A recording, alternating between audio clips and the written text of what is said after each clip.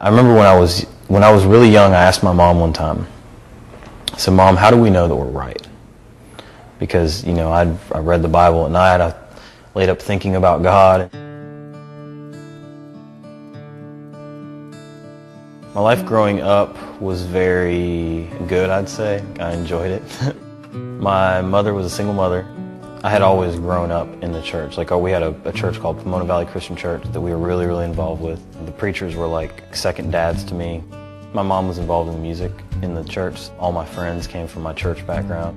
I moved around a lot. I moved around about once a year from 4th grade on until the 8th grade. I came home one day from school, and this guy that was the janitor from the marina where I lived, he had found a surfboard in the trash can. And he was like, "Hey man, do you want a surfboard?" And I was like, "All right, cool, yeah, I'd definitely take it." When I was 19 years old, I was sitting in my house up late talking to a friend, and he had just become Muslim. And so I asked him, "What is Islam? I've heard all these things." And he started to tell me, and it was the most amazing conversation I think still to this day I've ever had. Something inside of me made me feel good, and it was like a light, I felt like. And it was like I was being told the truth.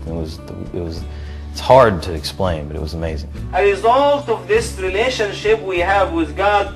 Kind of went through this whole 5-year kind of battle with myself. Am I good enough to be a Muslim?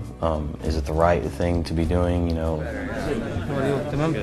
I started going to the Islamic Center in Murfreesboro, and we were just having a conversation, and I was telling him, that I believed this, that I truly believed that Muhammad was the messenger of God.